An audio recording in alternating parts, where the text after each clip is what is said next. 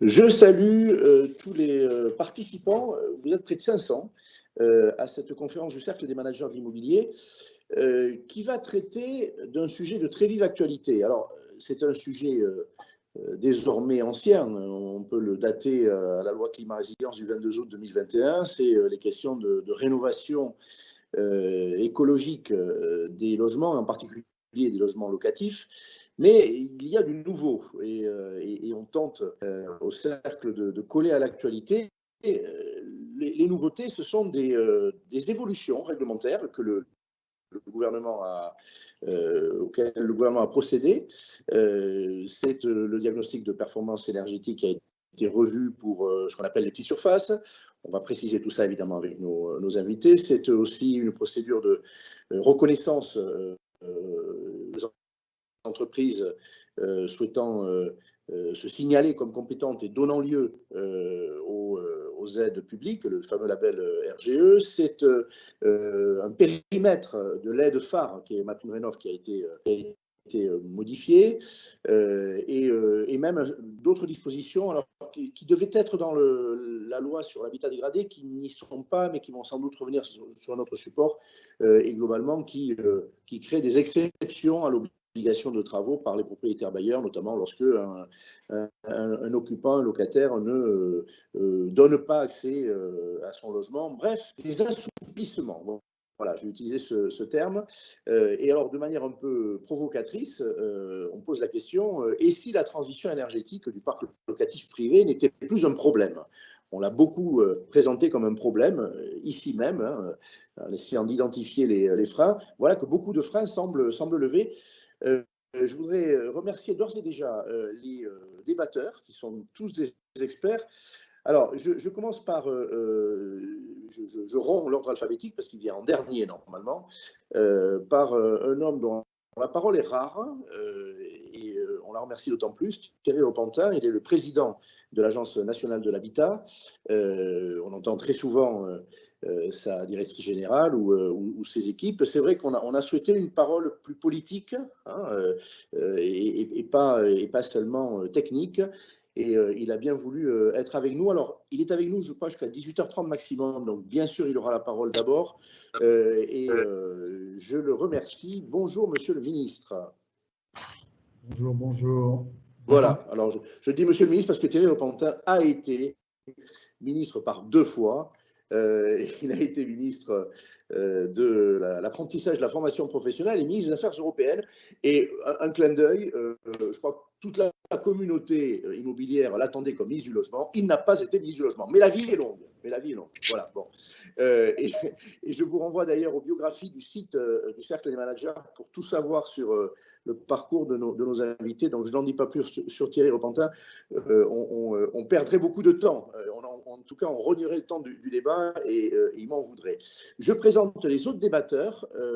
Alors là, j'en reviens à l'ordre alphabétique. Guillaume Exbraya, il est avec nous. Il est le patron d'un réseau leader diagnostic immobilier qui s'appelle Diagamter, réseau national, dont le siège est à Toulouse. Il m'en voudrait si je ne le disais pas. Il est aussi le vice-président de l'un des syndicats de référence des diagnostiqueurs immobiliers qui s'appelle SIGAN, qui est le plus récemment créé, qui rassemble notamment les réseaux leaders, mais pas seulement. À sa suite, et alors je change d'âge parce que voilà, on a des personnalités chevronnées. Emma Freid est la patronne d'une start-up qu'elle a cofondée récemment et qui a pour métier, même nous le précisera, de faciliter la vie des propriétaires, notamment des propriétaires bailleurs, pour respecter les obligations de performance énergétique et ne pas tomber sous le coup des interdictions de louer. Enfin, Sylvain Grattalou, merci beaucoup, Président, d'être avec nous. Sylvain Grattalou est on peut encore dire nouveau président, ça fait maintenant quelques mois, de l'Union des propriétaires immobiliers. Merci Sylvain d'être avec nous. Merci. Alors, je passe tout de suite la parole au président du Cercle. J'en suis secrétaire général auprès de lui, c'est Benjamin Darmouni. Et je dis qu'il est toujours à sa place ici, mais il se trouve que sa spécialité, c'est la gestion locative. Donc là, il est au cœur du débat à titre professionnel aussi. Bonjour Benjamin, tu nous dis quelques mots et ensuite on entrera dans le vif du sujet. Avec le micro, c'est mieux. Avec le micro, c'est mieux. Merci Henri, bonjour à tous. On a tous la transition énergétique dans le quotidien de nos activités depuis maintenant plus de 2 ans. On va de transformation en transformation. On a pu constater la correction de nombreuses erreurs.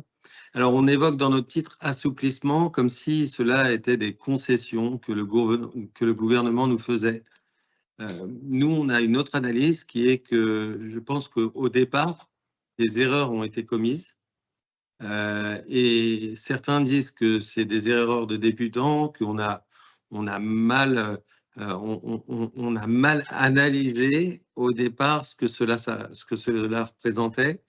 Et nous, tous les jours, on a nos clients qui ne comprennent pas. Et on nous dit qu'aujourd'hui, on va nous mettre un programme concernant les moins de 40 mètres carrés qui va transformer les résultats des DPE. La réalité est tout autre.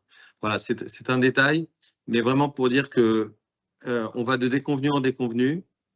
On a demandé, nous, que ce calendrier soit assoupli parce qu'il n'est pas tenable et nous espérons qu'un jour ça arrivera. En tout cas, j'ai hâte d'assister à notre conférence parce que je suis certain que nous allons avoir des solutions. Alors, bon, mais le rouge est mis. Voilà, il y a cette question du calendrier et on en revient à la question qu'on pose à chacun d'entre vous.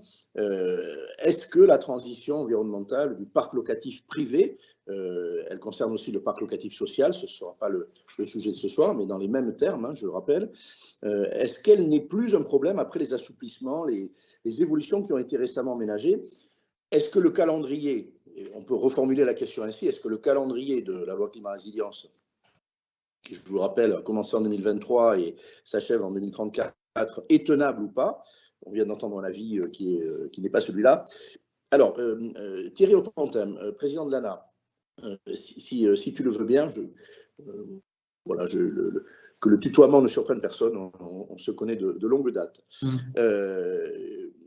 Une lecture politique.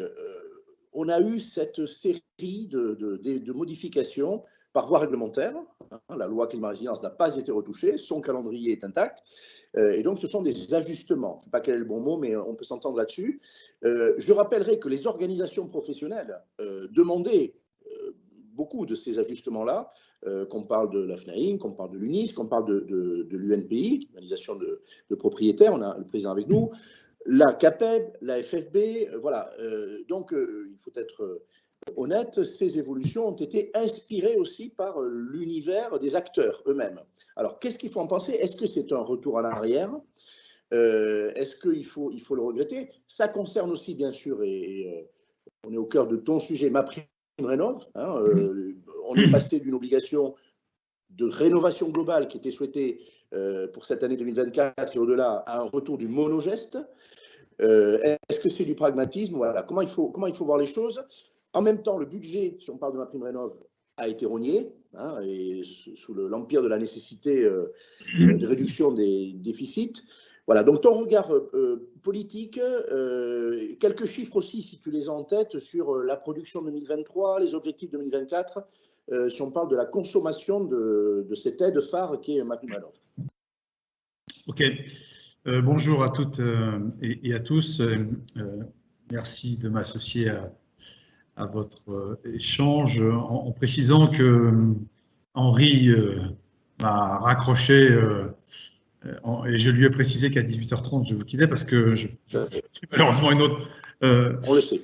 Réunion que j'anime ici à Chambéry avec beaucoup de monde et je ne pouvais pas la reporter. Mais je n'ai pas dit que tu étais le maire de Chambéry, ça me conduit à le dire, et président du Grand Chambéry, voilà, donc élu de terrain. Absolument.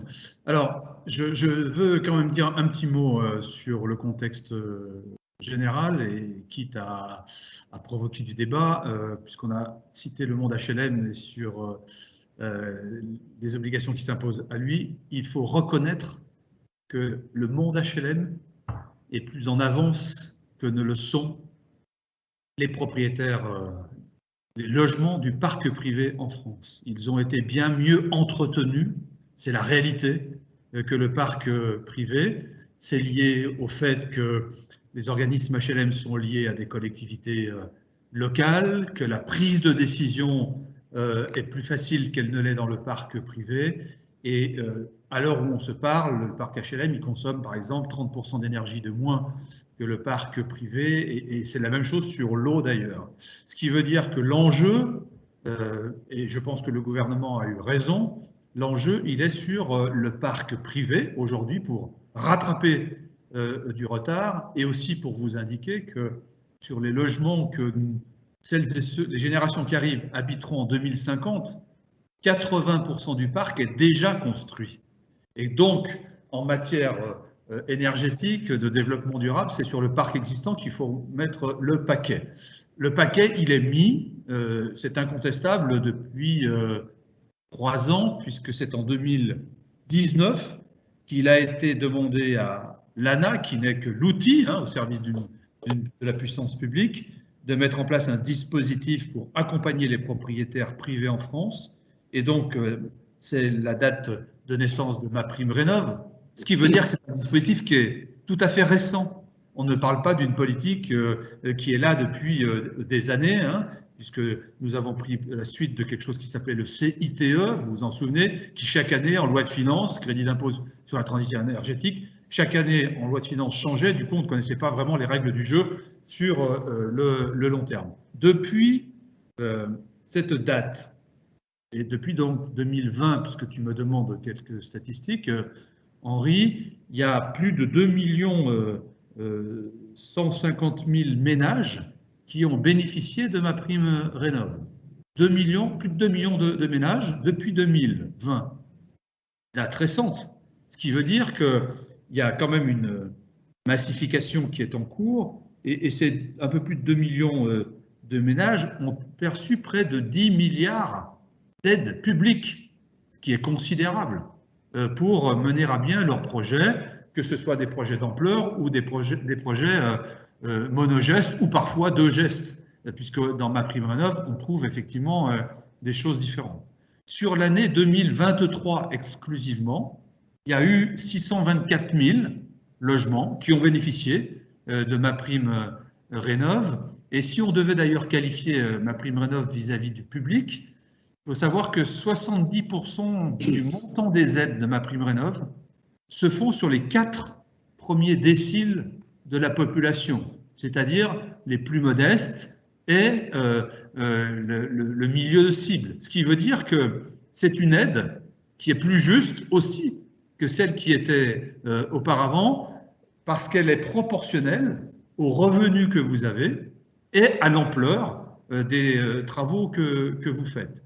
Elle est assez bien distribuée sur l'ensemble du territoire national, et je dois rendre hommage aux collectivités locales, car MaPrimeRénov', elle ne peut fonctionner que si elle est distribuée sur le territoire de la nation, hexagonale et en Outre-mer, à travers 585 bureaux de France Rénov', qui est le service public de la rénovation, qui couvre aujourd'hui 96% des EPCI. Donc c'est à peu près une couverture totale du territoire national. Alors, était-ce une bonne décision qui a été prise du gouvernement, un bon calibrage? Moi, je pense qu'il faut avoir l'humilité de reconnaître que sur une politique jeune, elle doit évoluer pour tenir compte des retours qu'on a sur le terrain. C'est tout. Et qu'elle va sans doute encore évoluer au cours des 2 prochaines années qui arrivent. Mais je dois reconnaître quand même qu'il y a un effort considérable. Je suis président d'un établissement public qui a voté l'an dernier un budget au bénéfice des propriétaires de France de 6,3 milliards d'euros. L'ANA, en 2019, votait un budget de 700 millions d'euros. 700 millions d'euros en 2019, 6,3 milliards pour l'année 24. Même s'il y a eu et je ne peux pas évidemment dire que c'est une bonne décision, s'il y a eu une ponction d'environ 1 milliard d'euros qui a été annoncée par M. Le maire il y a quelques semaines, qui évidemment nous interpelle sur le rythme de MaPrimeRénov', sur la mobilisation de notre propre réseau, parce que vous imaginez bien que pour passer de 700 millions d'euros en 2019 à 6,3 milliards en 2024, il faut développer considérablement le réseau derrière, l'instruction des dossiers, et on traite à peu près 25 000 dossiers de particuliers chaque semaine. Donc il faut calibrer tout cela. Et au-delà du milliard ponctionné, c'est le signe qui est envoyé qui est difficile.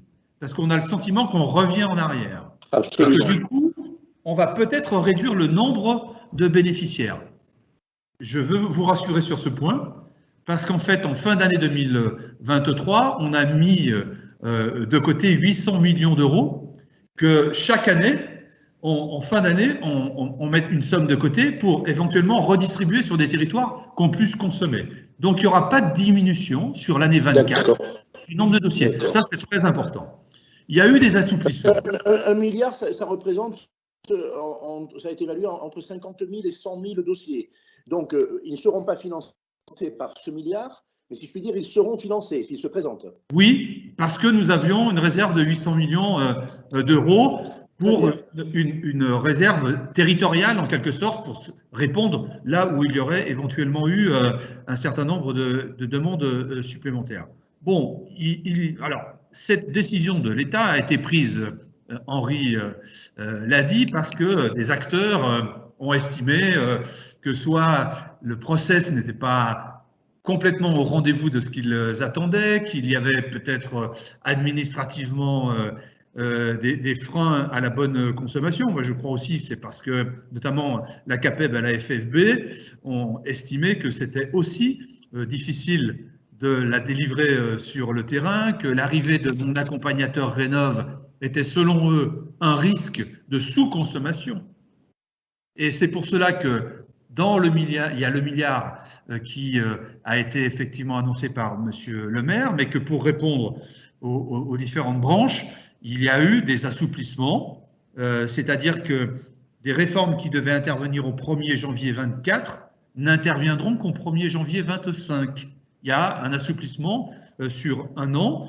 On a une prolongation jusqu'au 31 décembre donc, de bénéficier de MaPrimeRénov' pour installer par exemple un système de chauffage décarboné, quelle que soit l'étiquette de son logement. Donc on peut mettre effectivement une pompe à chaleur sur un logement qui est en G ou en E. Voilà, c'est un assouplissement qui a été demandé. Ensuite, chacun peut juger de la pertinence. Il a été aussi prolongé jusqu'au 31 décembre, le fait qu'il n'y ait pas besoin d'avoir une obligation de fournir un DPE pour bénéficier de MaPrimeRénov' dans le cadre d'une rénovation par geste. Et par ailleurs, on a une possibilité de bénéficier de MaPrimeRénov' pour réaliser des travaux d'isolation, pour offrir la possibilité aux ménages de s'inscrire dans une rénovation monogeste, sans accompagnement, donc sans l'accompagnement de mon accompagnateur Rénov'. D'accord. Voilà. Les assouplissements. Je me permets de relancer sur 2-3 choses. Puis après, il y a une question qui intéresse le président de l'ANA, mais c'est le fichier des copropriétés qui est concerné. C'est une question très intéressante du chat, je la poserai. Sur cette consommation, remontons pas à l'origine de MaPrimeRénov', mais 2023 et surtout espoir 2024. On a quand même une aide qui a été largement consommée par les propriétaires de maisons individuelles, propriétaires et occupants. Beaucoup moins par les bailleurs en collectif. Or, le parc locatif, tout à l'heure, Sylvain Grattalou s'exprimera, il est en copropriété très largement, même si on aurait besoin davantage de maisons locatives d'ailleurs. Comment expliques-tu cela? Et comment cela peut-il se résoudre, puisqu'il faut bien sûr toucher les copropriétés. Alors, avec la 2 dimensions, partie privative, partie commune, ce n'est pas le même process de décision, par différence avec les bailleurs HLM, par exemple. Voilà, un petit mot sur cette différence entre maisons individuelles et collectifs. Alors, il est vrai que la grosse masse de logements qui ont bénéficié de cette aide publique, ce sont sur des propriétaires individuels. Sur le chiffre dont je vous disais tout à l'heure, en gros, il y a 549 000 propriétaires individuels, 52 000 copropriétés. Alors, ça s'explique. Alors, moi, je suis élu local. Et donc, avec mon EPCI, je vois l'instruction des dossiers de MaPrimeRénov' sur le terrain. Et je dois constater que sur les 2 années de Covid, nous n'avons sorti quasiment aucun dossier, car la Covid a aussi entraîné un dysfonctionnement des copropriétés. Très peu de décisions ont été prises. Vous avez ensuite l'inflation qui est arrivée.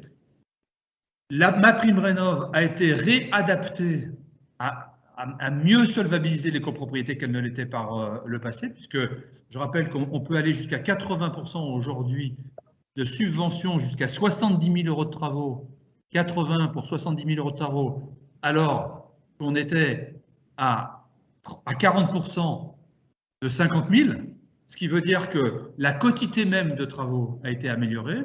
L'aide à la copropriété aussi a été améliorée à la fin de l'année 2023. Et moi, je vois aujourd'hui sur mon territoire remonter un certain nombre de dossiers de copropriété que nous n'avions pas dans notre scope jusqu'à maintenant. Et si vous aviez le représentant des copropriétaires, enfin, M. Safar, qui est au conseil d'administration de l'ANA, il vous dirait qu'entre le temps où vous présentez un dossier de rénovation et sa réalisation, il y a 6 ans, dans une copropriété privée. C'est la réalité. Mais j'ai l'intime conviction que les copropriétés seront bien plus nombreuses qu'elles ne l'ont été que par le passé, et qu'on a une montée en puissance à la fois liée au fait qu'on a une amélioration du système, on a une amélioration du financement, et que par ailleurs, certains textes réglementaires qui aujourd'hui pénalisent beaucoup les logements qui sont en F ou G, induisent une prise de conscience chez des propriétaires bailleurs qui laissaient faire, mais qui, face à ces règlements, aujourd'hui vont devoir faire. Je ne dirais pas que c'est un acte volontaire par rapport au développement durable, même s'il peut y en avoir, mais que la législation devenant contraignante pour l'acte de louer va aussi aider sur le nombre de dossiers. Monsieur le Président, j'en profite. Effectivement, on entend tous les efforts que vous dites et on entend les difficultés qu'on a tous les jours, nous, sur le parc, enfin, avec le parc privé. Mais sincèrement, quand on voit les petits porteurs individuels, les petits bailleurs, aujourd'hui, la rénovation énergétique pour eux, c'est extrêmement compliqué si on ne le prend pas dans sa globalité, comme le fait Olivier Safar dans ses immeubles. Moi, je suis gestionnaire locatif et sincèrement, pris individuellement, c'est extrêmement complexe. Je ne méconnais pas la complexité. Par ailleurs, personne se lève le matin en disant « je vais rénover thermiquement ma maison ou mon appartement ». Ça reste une décision difficile parce qu'on est face à un dossier qu'on méconnaît techniquement parlant. On a besoin d'être conseillé et il me semble important qu'il puisse y avoir dans le processus un tiers de confiance, c'est-à-dire quelqu'un qui vous conseille sans qu'il n'ait un intérêt sur le geste que vous allez retenir.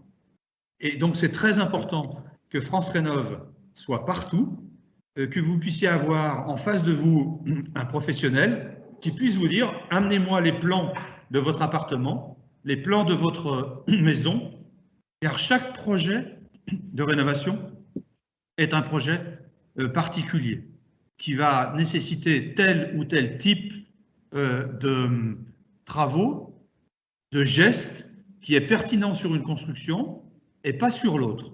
Et pour vous donner un ordre d'idée, 50% des propriétaires qui viennent à France Rénov' partent avec un projet différent de celui qu'ils avaient à l'origine. 50% changent de projet parce que spontanément, moi, j'imagine moi comme d'autres, je me dis c'est d'abord le vitrage qu'il faut changer ou les portes. C'est pas toujours la réalité.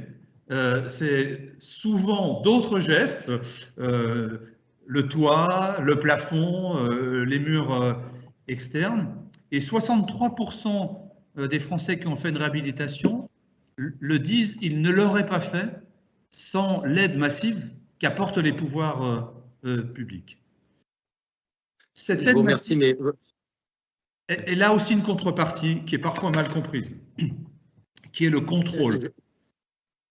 Je ne peux pas m'empêcher de défendre les professionnels que nous sommes, dans le sens où on a su se former en accéléré, puisque effectivement la rénovation énergétique nous est tombée dessus assez rapidement et assez instantanément, et un peu quand même, parce que sinon on n'aurait pas fait faire des travaux à nos clients sans envisager cette rénovation. C'est vrai qu'on a voulu faire tout très vite, je me permets de vous le dire, mais et nous, on s'est formé, on arrive aujourd'hui à conseiller nos clients dans leurs projets, dans les copropriétés que nous gérons, et parce que c'est des propriétaires individuels. Vous avez très justement dit que chaque projet était le projet d'une vie, en fait. Parce qu'on revient à remettre, à refaire tous les travaux d'un appartement dans leur totalité. Quand on reprend la rénovation énergétique et ses obligations, c'est finalement, vous vous retrouvez à refaire la totalité de l'appartement. Ce n'est pas seulement le clos et le couvert, parce qu'une fois que vous aurez isolé les murs extérieurs, vous devrez changer l'emplacement des radiateurs, vous devrez refaire les... Voilà, donc c'est vrai que je pense que si le calendrier avait été quelque peu assoupli, parce que maintenant c'est rentré dans l'esprit de chacun, et je pense que tout le monde est conscient qu'ils doivent y arriver. Mais c'est vrai qu'on était, nous, personnellement, demandeurs d'un petit assouplissement d'un calendrier pour conserver nos biens en gestion. Je vous ai quitté, malgré moi. Ah. Je ne doute pas que vous ayez dit des choses très intéressantes. J'entends que vous avez parlé du calendrier. Je voudrais donner la parole, avant que Thierry nous quitte, à Sylvain Grattalou, au nom des propriétaires et des propriétaires bailleurs tout particulièrement. Une grande partie de ses adhérents sont de ceux-là. Et je pose une je l'ai évoqué tout à l'heure, elle s'adresse bien au président de l'ANA, mais c'est sur un autre sujet. Ne faudrait-il pas que le registre des copropriétés soit complété par des données relatives à la performance énergétique, c'est-à-dire le DPE, mais aussi les équipements qui ont pu être rajoutés, avec notamment l'aide de MaPrimeRénov'. Voilà. Et je rappelle que l'ANA tient le registre des copropriétés. Donc, parenthèse, tu pourras peut-être réagir à ça. Sylvain Grattalou, et comme ça, on pourra te libérer à l'heure. Oui, bonsoir. Une réponse extrêmement simple qui impose une première question, c'est est-ce que les copropriétés sont bien répertoriées? Toutes, ça c'est la première question. Donc l'idée peut être très bonne, mais en amont, on a quand même là aussi une déficience qui est importante. Non pas parce que les syndics ne font pas leur travail, évidemment, et c'est une obligation, mais il y a un certain nombre de copropriétés qui, elles, sont gérées par des syndics bénévoles ou tout simplement pas gérées parce que ce sont des petites copropriétés, et il y en a un très grand nombre, qui sont à 1000 lieues de connaître cette obligation. Donc je crois que le système que l'on propose est un système idéal vers lequel on aimerait tous tendre, mais qui est trop éloigné et trop ambitieux par rapport à une réalité du terrain. Et je vous assure qu'en faisant le tour de France des différentes assemblées générales des chambres de l'UNPI, mais je mesure combien ce soir nous sommes à 1000 lieues de la perception qu'en ont le simple propriétaire. Et c'est là où il y a un décalage qui est énorme. Et permettez-moi, si vous m'autorisez, de rebondir un petit peu sur ce que M. le ministre a pu dire, ainsi que M. Darmoni. Le système tel qu'il est conçu peut être un système qui a des failles, qui a des erreurs, il y a à revoir le système. Mais on commence aujourd'hui, dans les territoires, à comprendre qu'il faut faire quelque chose. C'est-à-dire qu'on devrait être beaucoup plus avancé dans la rénovation, et les propriétaires, eux, ne sont qu'au début de la compréhension et la sensibilisation qu'il faut faire quelque chose. Et je passe mon temps à leur dire, nous n'avons pas le choix. Et ils commencent à comprendre qu'ils n'ont pas le choix. Sauf que les appartements qui sont en G, il y a un peu urgence pour réagir là pour le coup, parce que les délais sont bien trop resserrés. Donc je crois qu'il y a un décalage énorme entre nos propos que nous échangeons, entre sachants et puis ceux à qui ça s'applique, où c'est bien trop éloigné. Président, Thierry Opandin va répondre. Je rappelle qu'il est maire. C'est un sujet majeur parce que voilà, je crois qu'il va répondre en conscience des rencontres qu'il fait avec des propriétaires bailleurs, de sa connaissance du patrimoine, parle de celui de sa ville ou de sa métropole. Effectivement, est-ce qu'on a les pieds sur terre ou pas? Et notamment, est-ce que les échéances, parlons de la lettre G, hein, c'est vraiment devant nous, le G+, c'est même dépassé. Voilà, ta perception sur la faisabilité. On ne fait pas de la politique, ce n'est pas le sujet, c'est vraiment du pragmatisme. Et puis la petite question que je t'ai posée sur le registre des copros qui est intéressant, et son alimentation, qui évoque Sylvain Grattalou. On en est où? Je crois qu'on s'est beaucoup amélioré, mais est-ce qu'on est encore en retard par rapport au nombre de copropriétés effectivement comptées en France? Je crois qu'on est autour de 630 000, voilà. Absolument. Bon, je ne pourrais pas te donner le chiffre exact parce que je ne l'ai pas.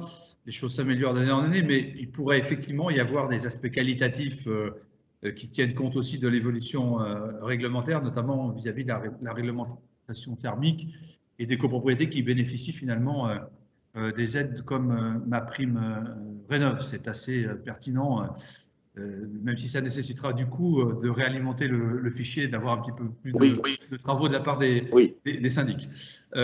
Ensuite, est-ce que c'est un rythme trop rapide? Je veux vous dire oui et non, parce que j'ai débattu toute l'après-midi sur le ZAN. Est-ce que le ZAN, c'est trop rapide dans son application?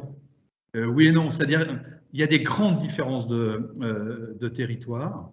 Il y a des collectivités locales qui se sont positionnées, par exemple, sur la délivrance de MaPrimeRénov' dès 2019, en étant très proactive, en accompagnant, par exemple, l'ANA avec des subventions complémentaires de la collectivité locale, en mettant en place de la pédagogie à l'égard de nos compatriotes, en étant sur les communications communales, intercommunales, en étant présent sur des salons locaux pour toucher les gens, en contractualisant avec la Poste, par exemple, pour délivrer dans chacune des boîtes aux lettres de leur territoire des flyers indiquant ce qu'était MaPrimeRénov', les obligations réglementaires qui allaient arriver. Voilà, donc c'est très différent d'un territoire à l'autre. En ce qui me concerne, on a pris aussi une disposition pour alléger la fiscalité en taxes foncières pour les gens qui faisaient de la réhabilitation. Pendant 3 ans, ils ne payent pas de taxes foncières, par exemple. Ça, c'est possible. Intéressant. L'éco-conditionnement de la fiscalité. Oui, locale, absolument. C'est possible. La loi le permet. Ce n'est pas une obligation, mais il y a de l'éco-conditionnalité, effectivement, liée à ce type de travaux. Bon, par ailleurs, on mélange aussi souvent le parc de résidences secondaires, qui a encore beaucoup plus de retard que le parc d'habitation principal. Bon, il y a une souplesse qui a été apportée. On voit aussi que l'obligation réglementaire a fait bouger les lignes. Voilà. Le fait de se dire vous ne pourrez plus louer ou vous ne pourrez plus d'ailleurs vendre votre bien s'il ne fait pas l'objet de travaux, ou alors il faut séquestrer une partie de l'argent pour le mener, a fait bouger les lignes. Maintenant, l'ANA, c'est l'outil, c'est le bras armé. Voilà. La loi climat et résilience et d'autres lois qui ont posé les dispositifs. En tout cas, ce que je peux vous dire, c'est qu'il y a quand même 20 millions de logements devant nous. 20 millions à rénover. 20 millions. Je posais la question au président de l'NPI, mais là, je la pose à l'élu que tu es et au président de l'ANA. Est-ce que tu crains un marché gris? C'est-à-dire que si effectivement ce calendrier n'était pas tenable pour un certain nombre de propriétaires, est-ce que dans ta propre ville, tu te dis on risque d'avoir un marché à deux vitesses, un marché qui ne respectera pas l'obligation, et puis les locataires, ça l'accommoderont parce qu'il y a des tensions de marché? C'est vrai dans ta ville et c'est vrai dans beaucoup d'autres endroits. Ou est-ce que tu te dis, allez, il va y avoir un civisme, et puis il y a aussi la question de la valorisation des biens, et finalement, ça va rouler? On ne peut pas exclure qu'il y ait un marché gris. Il faut être lucide. Nous ne connaissons pas, y compris quand on est maire impliqué sur ces questions, totalement le parc, notamment sur des petites copropriétés de centre-ville qui sont plutôt dégradées. D'où la nécessité de se doter d'outils comme les OPH. Il y en a un gros millier en France, mais tous les territoires ne sont pas couverts. l'idée de se doter aussi d'outils qui sont aujourd'hui possibles comme Action Cœur de Ville, qui visent justement ces copropriétés dégradées, souvent des petites copropriétés d'ailleurs de moins de 10 logements, qui sont les plus difficiles à gérer, notamment dans le parc ancien. Et là, il peut y avoir des zones grises, d'où la nécessité d'avoir une implication des pouvoirs publics pour accompagner ces copropriétés. Et je sais aussi la difficulté de gestion de ces petites copropriétés dans le parc ancien, souvent dégradé, où vous avez souvent du parc en FSG, sans avoir forcément un syndic présent. C'est aussi pour cela, en ce qui me concerne, je développe un syndic à travers ma SEM qui vise spécifiquement les petites copropriétés, là où des syndics professionnels, parfois, ont renoncé. C'est exact. Alors, dernière chose avant de t'échapper, celle-là, tu ne peux pas y couper, cette question-là, elle est posée évidemment. Est-ce qu'il y a des retards administratifs? Est-ce qu'il y a des problèmes de logiciels? Ou est-ce que tout ça, ça roule? En clair, je demande MaPrimeRénov', je fais bien le job, je constitue le dossier. Est-ce que ça marche? Ou est-ce qu'il y a encore des embouteillages, des dysfonctionnements? Et on pourrait le comprendre, j'en appelle à ta franchise légendaire. Alors, il y a 5 semaines en moyenne pour gérer un dossier de MaPrimeRénov'. 5 semaines. Je vous ai dit tout à l'heure qu'on gérait 25 000 dossiers par semaine. On a un trend de 2500 dossiers qui ont des problèmes. Ce n'est pas 2500 sur plusieurs années, c'est 2500 sur plusieurs mois qu'on arrive à gérer. Et il y a 2500, je vous ai dit tout à l'heure qu'on a géré 2 200 000 dossiers depuis 2020. 2500, c'est trop. Mais on a mis du coup en place une task force qui s'occupe de ces 2500 dossiers, qui sont d'ailleurs signalés à la fois par des parlementaires, par la FSB, par la CAPEB, par des professionnels. Il y a un numéro de téléphone d'ailleurs pour les associations professionnelles. Et c'est lié à différentes choses. Alors, c'est lié par exemple au fait que, je vais vous donner des cas de figure, parce que c'est la réalité. Pour faire des travaux, il faut faire un devis, il faut avoir un tampon de l'ANA en disant sur la base du devis que vous nous avez présenté avec des entreprises RGE, vous pouvez faire les travaux. Bon. Il se trouve que parfois, les travaux qui ont été labellisés ne sont pas ceux qui ont été faits à la fin. Ça pose déjà un problème. Parfois, ce n'est pas l'entreprise RGE labellisée qui a fait les travaux. Ça pose un autre problème. Parfois, on fait des contrôles sur pièces. Je vous assure que ça arrive. Les travaux n'ont pas été faits du tout. Alors même que les entreprises... C'est la réalité. Hein, je peux vous donner des exemples. L'entreprise a dit qu'elle faisait les travaux. Le particulier aussi. Il y a un contrôle. Il n'y a pas de travaux. Autre cas de figure administratif, monsieur et madame font un dossier, il y a un décès dans le couple. Il y a un problème de paiement, donc l'héritage n'est pas réglé administrativement. Je suis désolé, hein, je vous donne des cas de figure. Il y a parfois des dossiers qui ont mal été remplis par les personnes parce qu'elles ont un problème avec l'ordinateur. Ce qui, d'ailleurs, intéressant, c'est que depuis le 1er janvier 2024, on est présent aussi sur France Service, ce n'était pas le cas, et il y a une aide pour accompagner le ménage pour remplir le dossier. Tout ça prend du temps et je ne vous parle pas, parce que c'est une réalité, de la fraude. Très bien, très bien. Écoute, bon, en tout cas, les chiffres... Je vous assure que l'ANA a tout intérêt à ce qu'il n'y ait pas ce train des 2500 dossiers. On fait tout ce que l'on peut, mais il y a des imaginations... Moi, j'ai découvert l'imagination insoupçonnable. Oh, très bien. Merci de cette franchise. Les chiffres aussi, on voit que rapporté à la production et au flux, ça n'est pas beaucoup, mais c'est toujours trop, tu le dis, pour ceux qui sont en attente. En tout cas, il est l'heure pour toi, je veux qu'on la respecte. Et considérez vraiment l'ANA comme un partenaire qui vraiment veut faire bouger les choses positivement. On n'est que le bras armé de décisions qui sont prises par l'État, mais ensuite, dans l'application, vraiment, on essaie de faire tout ce qui est possible de faire pour que ça fonctionne. On a tout intérêt à tout consommer l'argent. Tu as eu un propos à la fois politique, on le souhaitait, technique aussi. tu connais tes dossiers, tu connais la réalité du fonctionnement de l'agence que tu présentes. Grand merci au nom des 500 participants et des autres débatteurs. Merci, monsieur le ministre. Bon travaux à vous. Merci. Merci. Encore. On continue. On va parler avec Sylvain Grattalou de cette réalité. On a commencé, il me paraissait normal, Président, de te permettre de t'adresser directement au Président Dana. Alors, ton regard, il s'est exprimé très franchement là-dessus, en disant on envoie un mauvais signal avec le milliard de moins. Bon. Même si là, il s'exprime comme homme politique, mais comme président de l'agence, les moyens lui sont donnés et il va utiliser au mieux. Les gestes qui donnent le sentiment de revenir en arrière, il y en a plusieurs. C'est tous ceux qu'on a énumérés dans notre titre. Un DPE qui est retouché, alors c'était souhaité, mais enfin il est retouché. Un mode de calcul, on va préciser tout à l'heure, on a un spécialiste en la personne de Guillaume, même le mode de calcul de la superficie a évolué, ça a échappé à beaucoup. Le RGE, et on en parlera avec Emma, il semblerait qu'on puisse l'avoir plus facilement.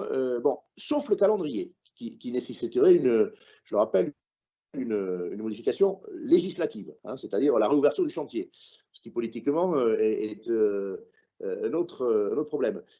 Est-ce qu'aujourd'hui, tu dirais que les propriétaires bailleurs, tu disais tout à l'heure, ils sont à 1000 lieues, mais est-ce qu'ils sont prêts à entrer dans ce mouvement? Est-ce que beaucoup sont dans ce mouvement? Je rappelle qu'il y a un sous-ensemble aussi du NPI, je le dis avec mes mots, c'est Foncière de France, c'est-à-dire il y a les propriétaires importants, notamment des sociétés immobilières familiales, des foncières familiales avec des dizaines de logements, donc des surfaces financières différentes. Ton diagnostic de l'adhésion de la population des bailleurs dans leur diversité à ce grand mouvement?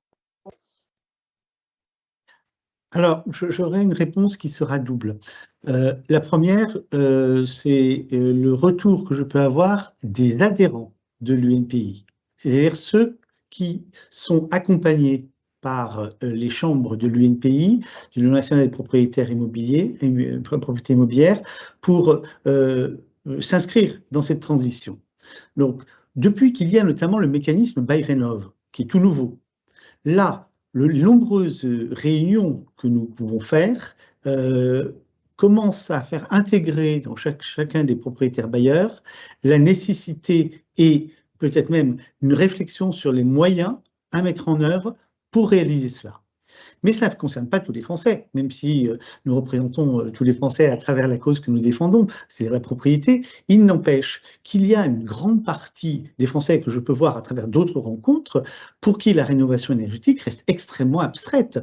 C'est-à-dire qu'ils savent qu'il y a à peu près des dates qui sont là, comment faire, ils ne savent pas trop, et la sensibilisation aujourd'hui, elle n'est qu'au tout début. Je crois que les objectifs ou l'objectif poursuivi par les pouvoirs publics c'est un objectif qui est évidemment très sain. Je n'ai aucun propriétaire qui peut me dire « moi je ne crois pas à la rénovation, de toute manière on nous en fume, on ne le fait pas ». Il n'y en a aucun. On sait qu'il y a une perspective qui est nécessaire. En revanche… Attends, je t'interromps parce que ce que tu dis là, tu dis évidemment, je ne sais pas si c'est si évident, notamment parce que par le passé, on a fait des travaux qui, dans les copropriétés, n'ont pas toujours porté les fruits qu'on attendait, dans les années passées, je veux dire. Tu dis, il y a plus de…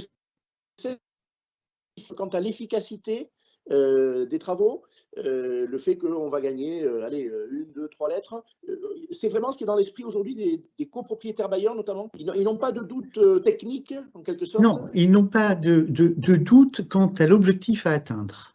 Parce que la rénovation énergétique n'est qu'un élément. Je vais le comparer avec le tri sélectif. Aujourd'hui, on est dans un mouvement qui est un mouvement qui doit nous emmener vers, je veux dire, une planète plus propre. Et on n'a pas le choix. Donc ça, c'est bien intégré. Voiture électrique, vous savez que certaines métropoles vont même au-delà du confort des administrés. Bon, ça, c'est une première chose. Maintenant, quant à la mise en œuvre, parce que nous avons une action via BailRénov', les adhérents commencent à intégrer dans leur quotidien l'idée même qu'il va falloir y passer. Donc ça, c'est déjà une première étape. Mais tous ceux qui ne sont pas sensibilisés, on leur a alors imposé, dans des délais que nous connaissons tous, avec une sanction derrière qui est immédiate, des modifications et une rénovation dont ils ne mesurent pas l'ampleur. Et c'est là où je crois que l'ambition est démesurée. On a un délai qui est 2050. Pourquoi n'a-t-on pas dit, finalement, vous avez jusqu'à 2050 pour rénover? Et on a, après, une liberté et une sensibilisation qu'on aurait peut-être pu accélérer pour permettre à l'ensemble des propriétaires bailleurs de faire quelque chose, plutôt que de fixer ces délais-là. Alors après, la réponse qui était donnée tant par les pouvoirs publics et par l'ancien ministre, c'est de dire de toute manière, si on n'accélère pas les choses et si on ne sanctionne pas, les propriétaires ne feront rien. Mais évidemment, par la sanction, on peut faire plein de choses. Mais en revanche, par l'incitation, là, on peut faire beaucoup de choses. Et sur un délai qui est celui de 2050, on peut tout à fait envisager qu'il y ait par période des incitations fiscales de moins en moins importantes, plus on se rapproche de la fin. Et là, vous savez très bien que l'ensemble des propriétaires qui aujourd'hui sont assommés de mesures fiscales et de taxes diverses et variées, c'est ça qu'ils retiennent. Et c'est ça peut-être qui pourrait accélérer le processus. Le levier fiscal est l'outil précieux. Alors, tu fais une proposition très claire. Bon, aujourd'hui, ça n'est pas le schéma, mais on t'entend. Je précise aussi, je n'ai pas attaqué Thierry Repentin là-dessus, mais dans le chat, il y avait bien sûr l'instabilité des règles de MaPrimeRénov'. Il n'en est pas responsable. Quand les règles lui sont fixées, il les applique avec son agence. Donc, je ne l'ai pas mis sur ce terrain-là. J'estimais que ça n'était pas nécessaire, mais bien sûr, c'est précisé. Deux choses. La question du reste à charge. Bon, si Thierry était avec nous, ce serait bien, mais MaPrimeRénov', mais aussi ces deux œufs, voire d'autres aides locales. Est-ce que la question du reste à charge, il en reste toujours trop pour les propriétaires bailleurs, ou objectivement, Bruno Le Maire nous rappelait qu'il ne fallait pas tout attendre de l'État, on peut comprendre qu'il fallait faire un effort, et que cet effort, qui va être de quelques dizaines de pourcents, on parlera avec Emma, finalement, en gros, il est supportable pour les bailleurs. Et je parle des bailleurs moyens, je ne parle pas des ceux qui ont la plus grosse surface financière que j'évoquais tout à l'heure. Ça, c'est une question. Et puis, globalement, est-ce que tu penses que ce qu'on peut faire sur deuxième question, sur les parties privatives, ça, c'était la proposition de Patrice Vergrit, le précédent ministre, est mis à profit par les propriétaires bailleurs qui disent, bon, ma copropriété, je ne sais pas si elle va décider, parce que c'est un mécanisme compliqué, je vais peut-être l'y inciter, mais en attendant, je fais quand même quelques travaux chez moi pour améliorer la lettre de l'échelle énergétique. Alors, cette question est intéressante, mais elle est toute nouvelle dans l'esprit des propriétaires. C'est-à-dire que pour l'instant, et c'est en lien notamment avec le comportement du copropriétaire au sein de sa copropriété. J'étais la semaine dernière au Sénat pour être auditionné sur les copropriétés dégradées. Et je me disais, mais en réalité, une copropriété, qu'est-ce que c'est? C'est un projet de vie ensemble. On souffre des désaffections des assemblées générales, c'est-à-dire qu'il y a moins en moins de présents. Mais ça veut dire qu'en fait, pour le copropriétaire, qu'il soit bailleur ou occupant, ce qui compte avant tout, ce sont ces parties privatives. Et il y a un désintérêt pour les parties communes. Il y a un désintérêt. Donc à partir de là, considérer la rénovation énergétique comme un pack global, ce qui est une réalité, parce que si on rénove que ces parties privatives et que le reste ne fonctionne pas, c'est sûr que ça n'a pas fonctionné. Mais ils ne sont pas dans cet esprit-là. Alors certains sont enthousiastes à l'idée de dire « je vais rénover mes parties privatives et comme ça je serai tranquille ». Je réponds « pas sûr ». Pas sûr, parce que l'appartement se trouve au milieu d'un ensemble qui lui-même repose sur une inertie que l'on connaît, qui est celle de la copropriété. Donc aujourd'hui, ils sont un peu perdus. Les aides, elles sont nombreuses. Et quand il s'agit de les expliquer, et j'étais, je crois, à Metz samedi dernier, entre l'UNPI et Solia, où on est acteur de MaPrimeRénov', on essayait d'expliquer l'ensemble des aides, alors avec différents slides, etc., mais je voyais les propriétaires et les adhérents prendre des notes, mais mais j'aurais fait une petite interrogation à la fin en disant qu'est-ce que vous avez retenu, je pense que ça aurait été un mélange plus complet. Et ce n'est que sur la présentation des aides. Certaines sont sous ressources, d'autres sont sous ressources. Pour certaines, il faut tenir la surface habitable, d'autres non. Tout est conditionné et in fine, pour le propriétaire moyen, c'est-à-dire intermédiaire, ou bien il a une toute petite aide, ou bien il n'en a pas. Et ceux qui pourraient en bénéficier totalement, ce sont des copropriétaires, et c'est là où on a, je pense, le revers de la médaille. Dès l'instant où on n'a pas de surface financière importante pour acquérir un bien, on va donc acheter un bien pas cher, et un bien pas cher est en général un bien qui n'est pas en super forme, qui est un peu dégradé.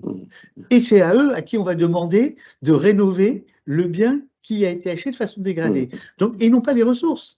Donc, je crois qu'il n'y aurait pas de problèmes économiques des Français, et je suis persuadé que notre système irait 1000 fois mieux si le pouvoir d'achat de tous les Français s'en améliorait. Et il n'y aurait plus ce questionnement-là. Et je crois que quel que soit le secteur, et on sort du débat, donc je ne vais pas aller plus loin, mais il n'y a pas un secteur ou un compartiment de notre société qui va bien, et tout repose sur un problème de financement. Eh bien, on le vit très clairement au sein de nos adhérents, c'est-à-dire qu'il y a, une prise de conscience qui commence à apparaître, qui s'accélère par BayRénov, et le rôle que les intermédiaires, les corps intermédiaires peuvent jouer, et je pense que, je parle pour l'UNPI, on a un rôle extrêmement important, une responsabilité à l'égard de nos adhérents. Et je crois que cette responsabilité, il faut l'accentuer. Et après, leur dire, ben voilà ce qu'il faut faire, avec des blocages techniques, évidemment, et un système qui est très instable, on le modifie à plusieurs reprises, et ça, je l'entends très souvent en disant, ouais, on va faire des travaux, on va faire un DPE, mais qu'est-ce qui se passera avant l'été? Qu'est-ce qui va se passer avant la fin de l'année? On va dire que mon DPE, il est bon, il n'est pas bon, je dois le refaire, pas le refaire. Alors, on va dire aller sur le site de l'ADEME pour voir s'il faut le refaire. Oui, mais sur le site de l'ADEME, ça ne bouge pas, alors qu'on m'a dit que ça devrait bouger pour les petites surfaces. Oui, mais je suis de 25 mètres carrés. Voilà, je dis pêle-mêle plein de choses. Vous voyez, et je crois qu'aujourd'hui, on est dans un maquis duquel on n'arrive pas à en sortir. Je reviendrai vers toi pour distinguer, peut-être avec le concours, de Benjamin, les bailleurs qui ont un mandataire et ceux qui n'en ont pas. Parce que je pense aussi que c'est un sujet. Guillaume et Emma, vous êtes patients. Je vous en remercie. Alors, Guillaume, je commence par Guillaume. Je termine par le meilleur. Non, mais c'est pour faire plaisir à Emma. Guillaume, la question, elle a coulé de l'encre. Bon, c'est un regard d'expert que je demande avec toi. Est-ce qu'effectivement, ce DPE, et là je parle de la machine, du logiciel, de l'algorithme, je ne sais pas comment il faut dire, qui est commun à tous les diagnostiqueurs, on le rappellera, c'est l'État qui met dans les mains un outil que vous utilisez. Est-ce qu'il était perfectible? Est-ce que ce qui était souhaitable, et finalement il faut s'en réjouir, est-ce qu'il faudrait aller très, très clairement pour que la fiabilité de l'outil soit majorée? Et deuxièmement, parce que c'est la question aussi, et tu es à la tête d'un réseau de franchise, donc tu sais ce que sont les femmes et les hommes qui font ces diagnostics, est-ce qu'il y a des sujets de différence de compétences, de différence de rigueur, de formation? Voilà, les deux sujets très, très honnêtement, et apprécions déjà ce DPE, nouvelle formule dont beaucoup se réjouissent.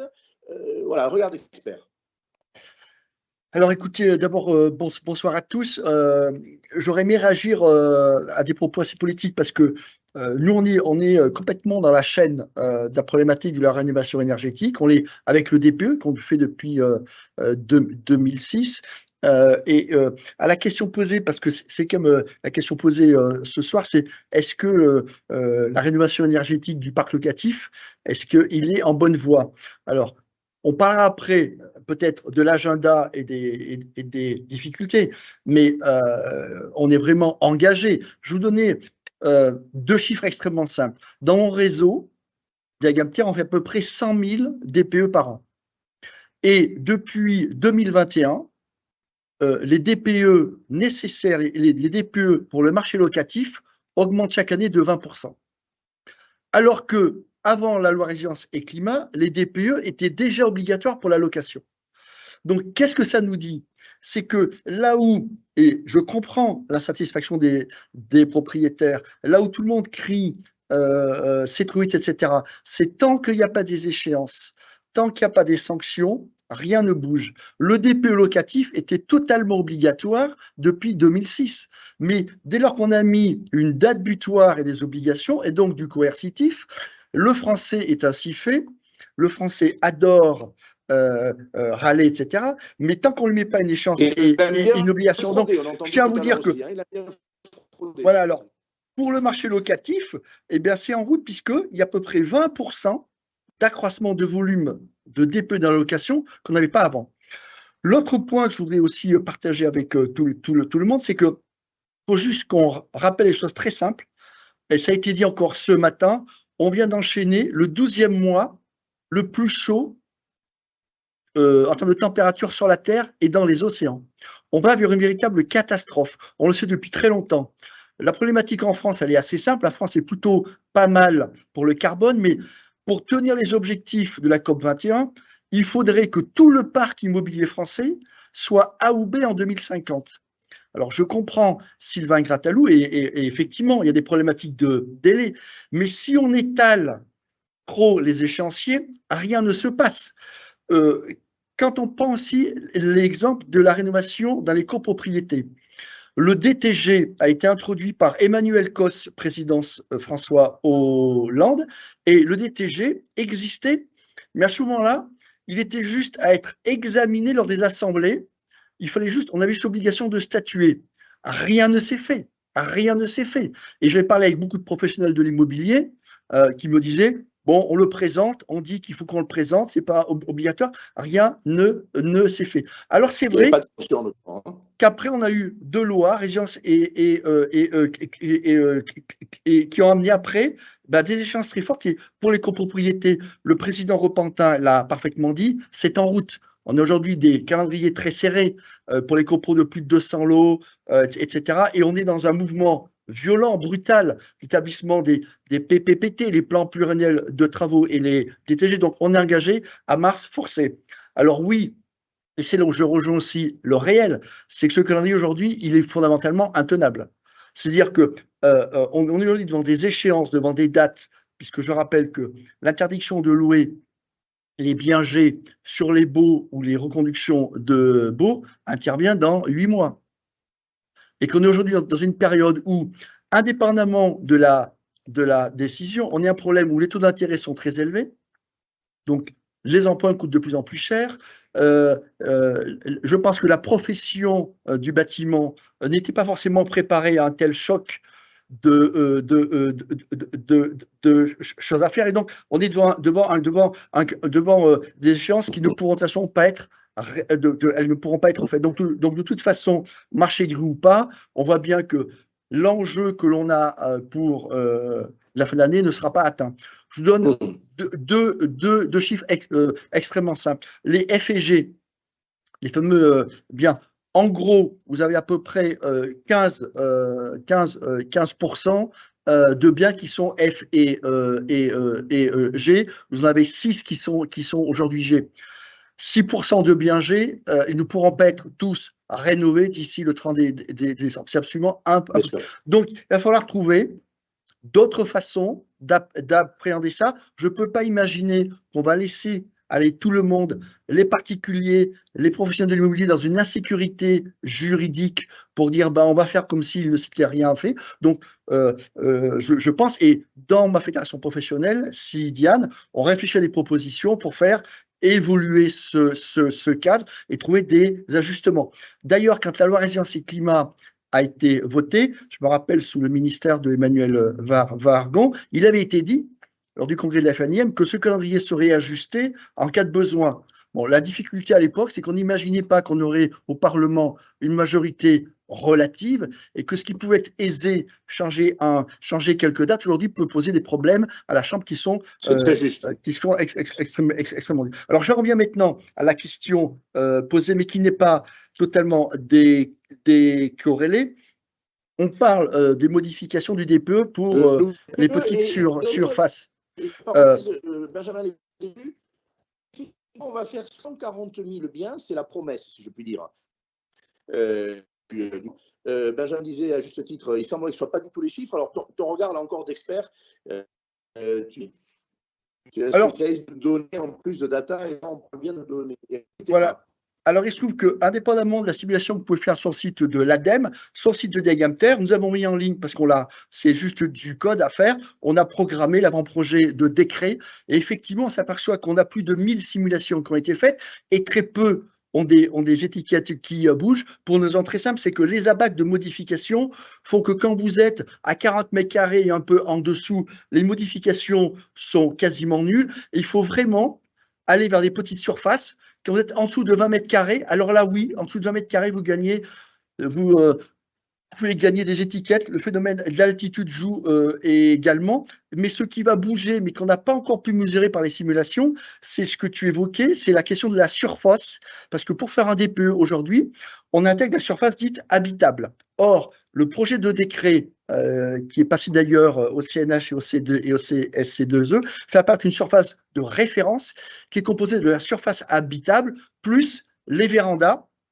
Et ce ne seront pas les pièces de vie, c'est ce qu'il y avait dans l'avant-projet. Les échanges que nous avons eus avec la DHUP, on a réussi à bouger ça, puisque les pièces de vie n'ont pas d'existence juridique, ce seront des locaux chauffés pour l'occupation humaine, avec une hauteur sur plafond inférieure à 1,80 m. Cette notion de bouger la surface peut amender au moins autant les étiquettes que la correction sur les seuils.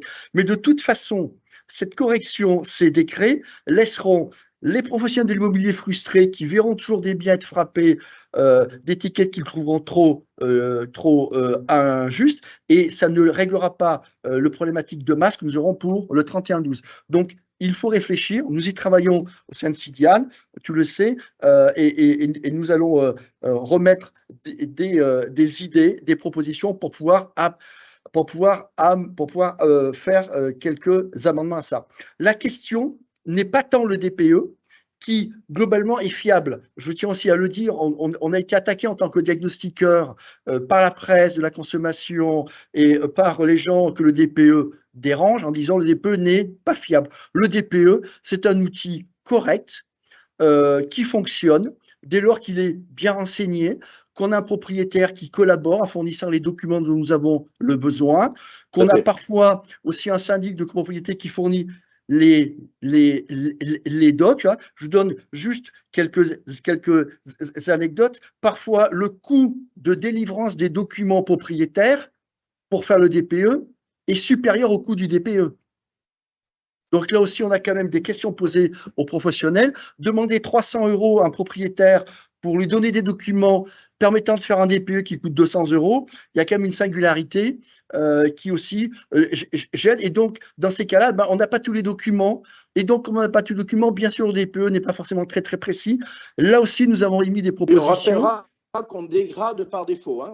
Voilà, donc sachant qu'on n'a pas de documents, on met des valeurs par défaut. C'est la réglementation, ce n'est pas un choix, c'est la réglementation.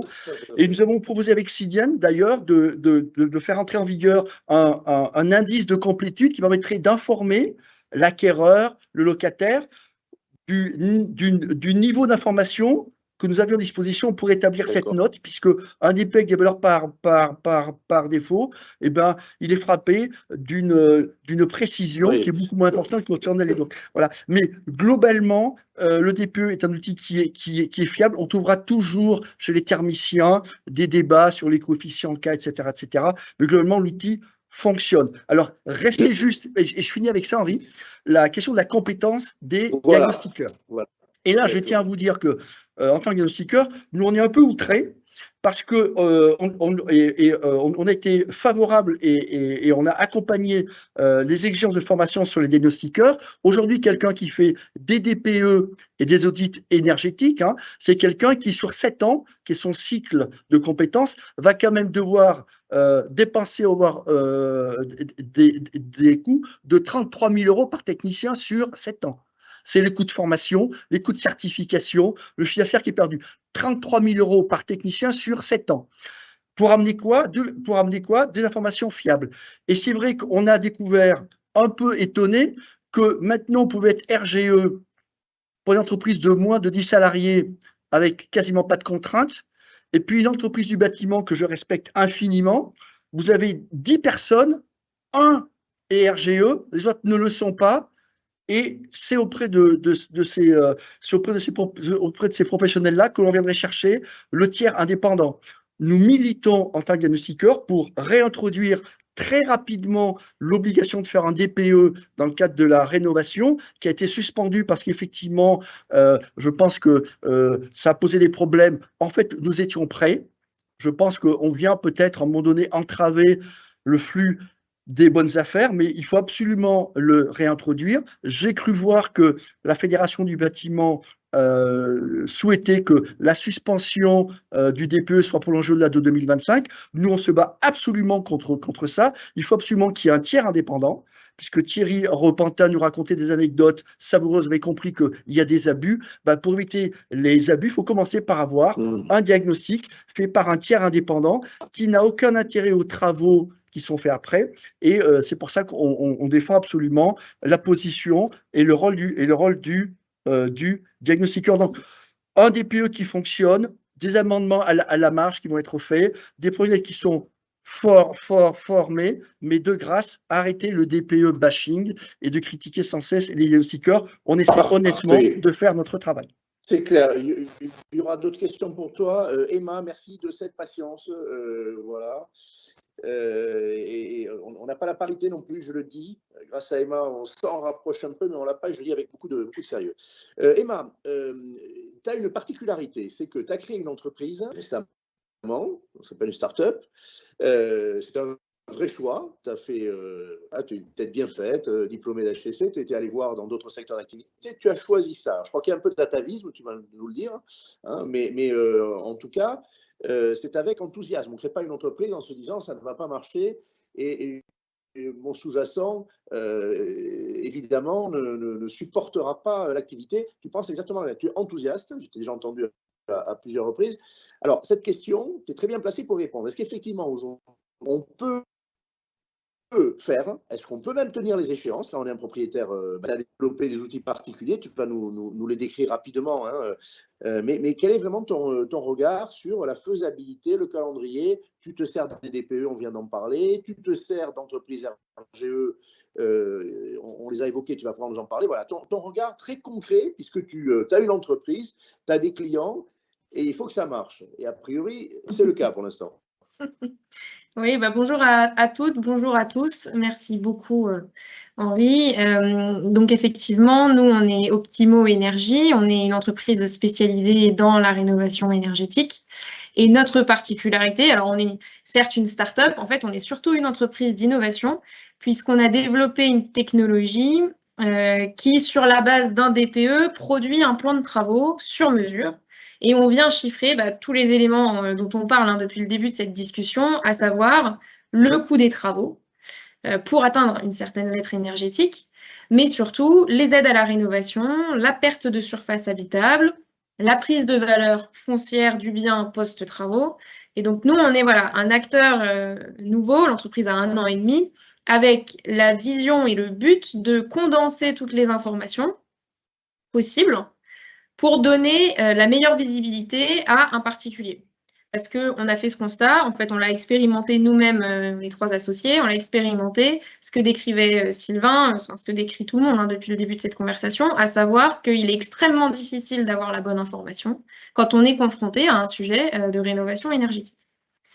Donc, fort de ce constat, on a créé cet outil. Nous, on travaille principalement avec des professionnels de l'immobilier, donc administrateurs de biens, des agents immobiliers sur de la transaction également, des marchands de biens, des investisseurs, des foncières qui utilisent notre outil, utilisent notre service pour pouvoir avoir cette information de manière digitale, de manière rapide et qui est en fait une aide à la décision. Le retour qu'on a des professionnels avec lesquels on travaille, c'est qu'effectivement aujourd'hui, il y a une réelle difficulté pour un propriétaire bailleur notamment, de prendre la décision d'investir dans des travaux. Nous, on a un retour terrain qui est qu'environ un propriétaire sur 5, à peu près, fait le choix de mettre en vente son bien suite au rendu d'une étude qui lui dit qu'effectivement, il doit investir X milliers d'euros dans des travaux. Alors, quand même aujourd'hui. je n'entends plus, j'ai le même problème que tout à l'heure. Je vais sortir et revenir. Est-ce que les autres, vous m'entendez bien? C'est pas moi qui ai un problème de connexion? Non, non, très très bien. Parfait. bon. Donc effectivement, hein, pour répondre à cette question sur tenir les échéances, je pense qu'aujourd'hui, on a quand même un réel sujet sur le financement de la rénovation énergétique. Et là, on a vu toutes les réformes qui sont arrivées. On a quand même une ponction qui est faite sur la poche initialement allouée par l'État. On pourrait en débattre longtemps, mais voilà, moi je pense qu'il y a quand même un réel enjeu à venir subventionner massivement cette rénovation énergétique en conservant, à mon sens, les mesures d'interdiction. Parce que l'observation qu'on a faite, nous aussi, là, ces dernières années, et c'est les retours des professionnels, c'est que tant qu'on n'a pas de coercitif, on n'a pas d'action. En fait, on n'a pas d'entreprise de la part d'un particulier, on a un attentisme.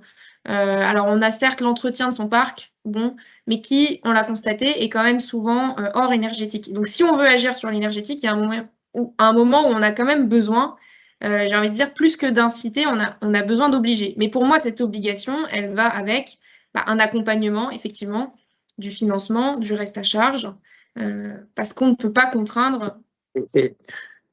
Emma, j'entends ce que vous dites. Pour autant, on est dans une situation aujourd'hui, au niveau du parc locatif, catastrophique. Vous avez, en tout cas, je vais parler de ce que je connais, les Parisiens n'arrivent plus à se loger. Alors, on peut dire c'est le Airbnb, on peut dire c'est les JO, mais la réalité des faits, c'est qu'aujourd'hui, on n'a plus la matière pour offrir aux Parisiens des logements. Je suis d'accord, mais ça, à mon sens, hein, selon mon analyse, c'est assez peu lié aux interdictions de location. Pour moi, c'est aussi la combinaison d'autres choses. C'est le neuf qui est complètement à l'arrêt, donc on n'a plus de renouvellement sur des nouveaux logements qui initialement étaient quand même, on va dire, injectés dans le parc. Et on a quand même la hausse des taux qui fait que un trentenaire qui, il y a 2 ans, quand il avait un bébé ou en tant qu'un changement de vie, allait investir et acheter, pourquoi pas libérer un logement dans lequel il était en location. Aujourd'hui, il n'achète plus, il reste en location. Donc, on a un turnover, une rotation sur le parc locatif qui est largement diminuée avec les dernières circonstances. Une question, Emma, pardon, je suis sorti, revenu, j'ai des problèmes pas identifiés. Une question sur, et Sylvain voudra bien y réagir aussi. Vous avez fait le choix, alors je ne sais pas s'il est exclusif ou partiel, d'avoir affaire à des professionnels qui ont des propriétaires bailleurs comme clients. Hein, si on parle de gestion locative, à des administrateurs de biens. Est-ce que, selon toi, est-ce que vous avez aussi affaire à des propriétaires en direct ou pas du tout? Et est-ce qu'il y a une vraie différence de perméabilité, d'adhésion à l'envie de faire des travaux, ou est-ce que celui qui gère lui-même, ça marche tout aussi bien que celui qui est un professionnel pour la gestion? Alors nous, notre retour d'expérience sur ça, c'est que ça marche bien dans les deux cas. En l'occurrence, on a les deux. On a donc des professionnels de l'immobilier qui, effectivement, nous positionnent comme tiers de confiance sur le sujet. On a également des particuliers qui nous trouvent via du bouche à oreille, via le site internet, et on travaille tout aussi bien avec les deux. Et je ne remarque pas de différence de prise de décision sur le fait de passer à l'action et de réaliser les travaux. Après, on est biaisé par le fait que c'est des gens qui nous contactent et qui donc sont déjà dans une entreprise de travaux, sont déjà voilà, mentalisés vers le fait de passer à l'action.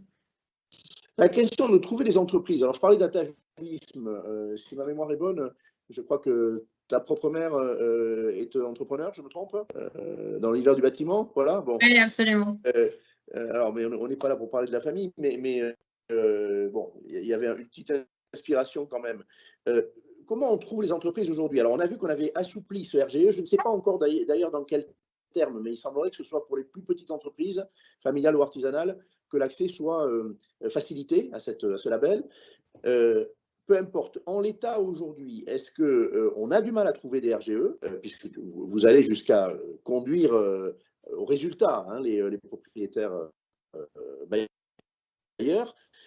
Est-ce que une entreprise RGE va avoir des tarifs plus élevés et au bout du compte, dans certains cas, on va perdre le bénéfice de l'aide et il vaut mieux avoir affaire à une entreprise qui n'aura pas ce label mais qui travaille sérieusement. Voilà, ton regard sur l'aspect travaux et réalisation des travaux. Donc, sur trouver des partenaires RGE disponibles, compétents, fiables, effectivement, ce serait mentir que de dire que c'est une affaire simple, notamment parce qu'aujourd'hui, on manque de professionnels RGE dans le secteur, d'où l'adaptation de la loi sur le fait de permettre d'obtenir ce label plus facilement. En fait, on est toujours sur ce sujet de rénovation énergétique dans une adaptation permanente des pouvoirs publics. Thierry l'évoquait tout à l'heure. Il y a beaucoup en fait, de mesures qui sont quand même prises en réponse à un problème qu'on constate et donc on s'adapte. En l'occurrence, donner un agrément plus simplement, c'est quand même aussi, a priori, réduire la qualité du professionnel, de la formation, etc. Donc, voilà, c'est le risque. On ne sait pas encore ce qu'il y aura derrière cette loi. Voilà. Donc j'en parle avec prudence, mais effectivement, il ne faudrait pas. Moi aussi, je m'avance un peu, mais il ne faudrait pas que ça baisse la barre. Exactement, ça baisse la barre. Nous, à ce niveau-là, on travaille tout à fait avec des professionnels qui ne sont pas RGE. J'aimerais bien aussi porter aujourd'hui la voix de tous ceux qui ne sont pas RGE et qui n'ont pas besoin d'être RGE pour savoir faire de l'isolation ou changer des fenêtres. Il y a... Alors, vous les sélectionnez, Emma, une précision, parce que RGE, c'est aussi une identification pour le public. D'un côté, je suis rassuré, de l'autre, je le suis. Vous avez-vous votre crible d'appréciation des entreprises? Oui, absolument. Nous, on a défini nos propres critères qui, en l'occurrence, nous permettent de sélectionner et des entreprises RGE, notamment dans le cadre de déblocage d'aide sur des dossiers qui y sont éligibles, et aussi, effectivement, des professionnels qui ne le sont pas, qui ont parfois des délais raccourcis, qui ont une disponibilité plus grande, parfois aussi des prix un peu inférieurs qui viennent des fois compenser les aides. On connaît ces mécanismes d'ajustement. Voilà. Donc effectivement, on peut tout aussi travailler avec des professionnels non RGE sur de la rénovation d'appartements de propriétaires bailleurs où parfois, assez souvent, en fait, les aides sont de quelques centaines d'euros quand on veut gagner 1 ou 2 paliers maximum. Il est parfois intéressant de travailler avec des professionnels non RGE. Donc je pense que sur ça, il faut avoir un pragmatisme aussi qui est de se dire permettre la rénovation de qualité, évidemment, est important qu'on soit en fait avec un professionnel RGE ou pas. Et maintenant, il y a un réel sujet à former la profession, à former la filière, de sorte à ce que ce label, j'ai envie de dire, aujourd'hui, tout le monde devrait être RGE, tout le monde devrait être en capacité technique de réaliser des travaux de rénovation énergétique. Donc, en tout cas, les travaux qui sont les plus généralement effectués. Guillaume, quel est ton avis, toi, sur les entreprises RGE? Parce que toi, au travers des diagnostics que tu vois, on doit à chaque fois apporter la preuve des travaux effectués, la preuve des devis. Donc, quelle est ta perception? Alors, nous, en tant que diagnostiqueurs, on a un regard un peu distant par rapport à la question du RGE. Et les artisans RGE sont nés à un moment donné où l'État, avant qu'on ait fait les obligations pour la rénovation, qui venaient chercher les acteurs du diagnostic, l'État souhaitait qu'on ait des artisans qui soient responsables et garants de l'environnement. La posture de l'artisan RGE, à l'origine, c'est quelqu'un qui doit amener du conseil. C'est quelqu'un qui doit pouvoir faire des recommandations en dehors de sa filière. Et la réalité, c'est que bien souvent, on voit que l'artisan, tout à fait compétent, etc., il est quand même placé dans un conflit d'intérêts, puisqu'il est porteur, lui, de travaux, d'un savoir-faire, et que quand il doit faire un diagnostic, un bilan énergétique, avec des outils méthode 3CL, qui sont les mêmes que ceux qu'on peut utiliser nous, eh bien souvent, comme par hasard, sa recommandation des gestes les plus efficaces sont ceux qu'il pratique lui-même. C'est pour ça que nous, on pense que c'est important que dans le dispositif MaPrimeRénov', que dans la rénovation, on fasse intervenir un tiers indépendant et qu'on porte l'idée au moins de faire des DPE projetés. Alors, c'est quoi un DPE projeté? Il faudrait que n'importe quel bien, avant de faire de la rénovation, qu'il soit fait par MaPrimeRénov' ou autre, avoir une prestation qui ne coûte pas très cher, qui consiste à dire de manière désintéressée par rapport aux travaux qui pourraient être faits après, quel est le DPE duquel on part, et avec telle et telle hypothèse, quels sont les gains qu'on aura sur un DPE fait par un diagnostiqueur. Parce que bien souvent, on verra dans le futur qu'on aura des contentieux, qu'on aura des débats avec des gens qui verront revenir un diagnostiqueur, faire un DPE par les méthodes de diagnostiqueur qui ne délivrera pas forcément l'étiquette qui a été promis lors de la rénovation. C'est pour ça qu'un DPE projeté fait par des méthodes de diagnostiqueur sont pour nous apportent plus de garanties d'indépendance. On a vu parfois que sur des gestes assez simples de la VMC, des gestes qui ne sont pas toujours très chers, on peut avoir des gains qui sont significatifs et qu'il n'est pas toujours nécessaire de changer des portes, des fenêtres pour avoir des gains énergétiques très forts. Donc, pour nous, diagnostiqueurs, on pense que le positionnement d'un acteur indépendant, d'un tiers indépendant, c'est chose qui est centrale. Et le RGE, au bout du bout, moi je pense que c'est quand même une bonne... je trouve que c'est une solution qui est intéressante de rendre les artisans compétents, travailler aussi sur la mise en œuvre. On s'aperçoit que la performance énergétique résultante dépend aussi beaucoup du savoir-faire de la mise en œuvre. Donc, c'est la formation globale sur les métiers du bâtiment. Je crois que ça ne pourra pas être, et je rejoins la position que Emma a, ça peut pas être l'alpha et l'oméga de la garantie de la performance une fois que les travaux sont faits. Ça doit être apporté par un tiers indépendant. Merci Guillaume. Sylvain, est-ce que tu as le regard, toi, de tes propriétaires confrontés à la difficulté de trouver des entreprises qualifiées RGE pour obtenir des aides? J'aimerais pouvoir répondre à cette question. Ça supposerait que les propriétaires soient déjà bien engagés dans la rénovation. Donc, dans le prolongement de ce que j'ai dit jusqu'à présent, c'est qu'ils en sont dans une sensibilisation. Après, le problème, alors sous réserve en tout cas des adhérents que je peux avoir qui ne sont pas forcément en lien avec une copropriété et un syndic qui les accompagne. Là, les choses sont sensiblement différentes. Mais il est vrai que je ne crois pas que les propriétaires soient sensibles à ça. Eux, ce qui les préoccupe avant tout, c'est d'abord comment rénover. Est-ce que c'est techniquement possible? Et parfois, on s'aperçoit que ce n'est pas du tout possible de remonter la lettre. Et ce qu'évoquait M. Esbraya, à savoir le problème de la surface habitable, de la surface utile, etc., est un vrai problème. Ça, en tout cas, pour faire remonter la lettre. Et ils sont un peu perdus quant aux travaux à réaliser. Et là, pour le coup, les diagnostiqueurs utilisent un logiciel qui est assez précieux, qui permet effectivement, avec les données qui sont rentrées, d'avoir des informations. Je pense qu'on pourrait activer davantage l'intérêt qu'auraient les propriétaires bailleurs à s'intéresser en tout cas à la rénovation, c'est s'ils pouvaient eux-mêmes utiliser ce logiciel-là. C'est-à-dire qu'en fonction de la lettre, c'est de dire « Ah ben alors si je fais une isolation, voilà ce que je peux gagner, etc. etc. » Ce qui pourrait accompagner ou en tout cas investir davantage de propriétaires bailleurs à côté du diagnostiqueur qui est impératif, évidemment, et des travaux à réaliser. Aujourd'hui, on a vraiment l'impression qu'ils subissent... Je voyais sourire Emma. Oui, je vois bien. Voilà, hein, on peut aussi imaginer de la gestion déléguée, mais qui serait gracieuse. Hein, mais je ne suis pas sûr que Benjamin serait d'accord. Alors, ça, c'est pas possible. Mais un point de détail avant de rendre la parole à Henri, hein, comme il se doit. Sylvain, juste une chose, que les propriétaires ne soient pas intéressés que les entreprises soient RGE, je l'entends. Pour autant, les propriétaires sont intéressés à ce que les travaux soient bien faits. Absolument. Et qu'ils aient effectivement, si aide il y a, ils puissent l'obtenir, comme c'est le point important, à mon avis. Mais on les dirige vers les entreprises RGE, on les sensibilise à ce sujet-là.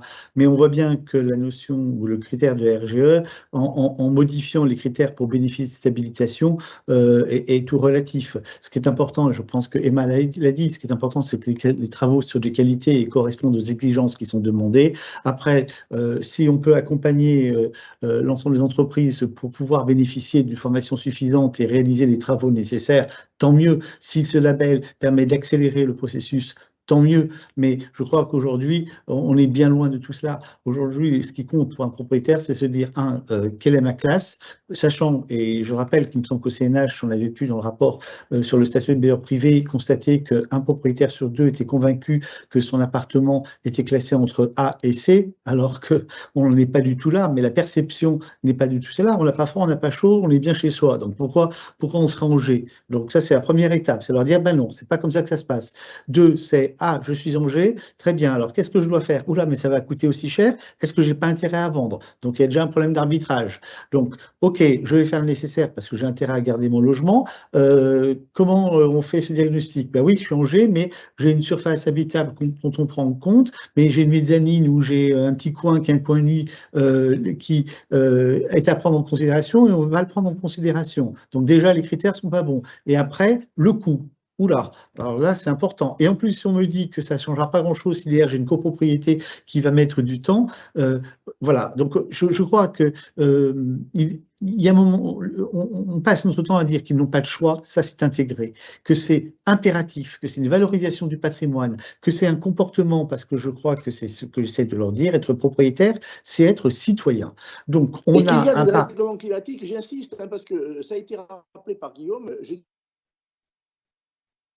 c'est dérèglement climatique en train de porter préjudice à l'immobilier lui-même. Mais bien sûr. On va vers l'inassurabilité ou en tout cas une explosion de primes dans certaines localisations qui vont être inondables, qui vont être sujettes à... Mais bien sûr. On a un intérêt collectif. Un intérêt collectif, mais on a oublié que notre parc immobilier est un parc âgé parce que notre histoire... Elle est vieille. On a un vieux pays, donc on a un parc immobilier âgé dont les propriétaires sont aujourd'hui âgés. Donc, à la fois des ressources qui sont moins importantes que lorsqu'on est actif, ce sont des retraites un peu compliquées, alors même qu'ils avaient fait l'acquisition de biens pour compléter ces retraites, donc les retraites, et là on est en train de leur dire, vous n'allez bientôt plus pouvoir louer, si vous voulez louer, il faut financer, mais si je finance, évidemment, il va falloir que j'investisse, donc que mon complément de retraite que je vais avoir va être amorti par une dépense supplémentaire. Ils se sentent un petit peu dépassés. Alors, l'idée, c'est que ce ne soit pas dans un schéma de rejet, mais de dire on n'a pas le choix, et au contraire, soyez enthousiastes, faites-le. Donc, c'est ce virage-là que j'essaie de faire prendre à nos adhérents et aux propriétaires en général, et se dire vous investissez pour l'avenir, et que l'avenir, ce n'est pas vous, propriétaires âgés, c'est un parc qui est là pour durer, on est fier de notre patrimoine, il faut le valoriser et il sera transmis. Donc c'est ce renversement-là où on en est. Après, la mise en œuvre, j'allais dire que dont vous parlez, elle est encore, me semble-t-il, que marginale ou pas en tout cas très étendue au sein de nos adhérents. Avant de clôturer, je m'autorise une question. Elle est sur le chat, je crois qu'elle est importante, sauf si vous l'avez évoquée quand je n'étais pas là. Elle est pour Guillaume. DPE individuel, DPE collectif, articulation des deux. On parle des progrès qu'il faudrait faire. Aujourd'hui, on a les deux. Quel est ton regard technique là-dessus? Et ensuite, on clôture avec Bernard. Non, mais les DPE collectifs sont là pour faciliter et avoir des DPE qui soient un peu plus précis. Il y a des méthodes d'échantillonnage quand on est dans des copropriétés. Je parlerai dans des débats trop techniques qui vont faire qu'on va tous s'y perdre. Retenez juste cette idée que quand on est dans les copropriétés, il y a un plan qui est engagé, qui va se dérouler sur les 3-4 années et ça a commencé en 2023. Si vous êtes en copro, regardez, mettez à l'ordre du jour de faire réaliser un plan pluriannuel de travaux qui doit intégrer une étude de du bilan énergétique de la copropriété, des travaux qui peuvent être faits. Sur 3 années, il y a une classification pour les grandes copros de plus de 200 lots. Celles-ci sont généralement gérées par des professionnels, c'est traité. En dessous, jusqu'à 50 lots, il y a encore des professionnels. Thierry Repentin l'a dit, il y a une quantité phénoménale de copros gérés des syndics bénévoles où là, et Sylvain Gratteloup a raison, la pédagogie n'est pas arrivée. On est très loin, donc il y a un travail de pédagogie à faire de la part de l'État, de la part des associations, de la part des professionnels. Il y a un travail de pédagogie immense. Mais tout ça va être fait. Moi, je voudrais juste, si j'ai un mot de conclusion, c'est vous dire que Gardons confiance. On est quand même dans un monde où on a l'impression que rien ne fonctionne. La rénovation du parc du logement est engagée de manière violente, brutale. Elle va passer vite parce que c'est pas possible d'aller beaucoup plus vite parce qu'on est une société, il y a des taux d'intérêt, il y a un contexte économique, il y a ça, mais elle est bien engagée, ça bouge de partout, des startups, c'est ce que Emma fait, des professionnels, des gens du bâtiment, ça bouge. Bien sûr, il y a des échéances qui poussent l'ensemble des acteurs privés à être parfois désespérés, mais ça permet aussi d'améliorer son patrimoine. Il y a un chiffre qui n'a pas été cité ce soir, 80% des rénovations énergétiques ne sont pas faites pour le climat, elles sont faites pour amener des économies dans les coûts d'exploitation. Il y a un phénomène massif qui est durable, c'est le coût de l'énergie. L'électricité, l'énergie va coûter de plus en plus cher, donc de toute façon, il y a la valeur patrimoniale, mais les coûts d'exploitation, les retours sur investissement vont se raccourcir de plus en plus parce que l'énergie coûtera de plus en plus cher. Donc on est dans ce moment-là. On le sait politiquement, on a des échéances qui sont trop courtes, il faut les réaménager sans manger son chapeau, sans perdre de vue les objectifs. Tu as raison d'évoquer ces évolutions de prix. Je vous renvoie à une étude de Sofraterm, d'ailleurs, sur le sujet, qui est spécialiste des solutions de chauffage et qui observe, on parlait de data, ces évolutions et ces projections, elles sont de nature à nous encourager à passer à l'acte. On voulait avec Henri tous vous remercier. Je pense que ça a été extrêmement intéressant. Chacun a apporté sa pierre au débat et on a vraiment, je pense qu'il faut, Guillaume a raison, garder cette note d'optimisme. Il faut, comme le dit Emma, peut-être une évolution, un assouplissement sur les obligations des entreprises parce qu'on a besoin des entreprises encore plus en ce moment, parce qu'ils vivent des moments eux aussi difficiles, parce qu'il y a moins de contrats, il y a moins de travail, ce qui peut paraître complètement paradoxal, mais c'est vrai que les propriétaires qui vendent, mécaniquement, ils sortent aussi du marché pour eux. Donc voilà, on voulait tous vous remercier. Je suis normalement en charge de vous annoncer la date de la prochaine conférence, qui se tiendra le 14 mai. Et j'espère qu'on vous accueillera nombreux. Encore merci à tous. Merci à vous. Merci Bonne à soirée. tous. Bonne soirée. Et si vous Merci. pouvez envoyer un petit texto à Henri pour le remercier, parce que malheureusement, il n'est plus avec nous. On le fera. Avec plaisir. Merci beaucoup. Bonsoir Benjamin, Merci, bonsoir à au revoir. tous. Au revoir. Bonsoir à tous. Merci Benjamin, merci.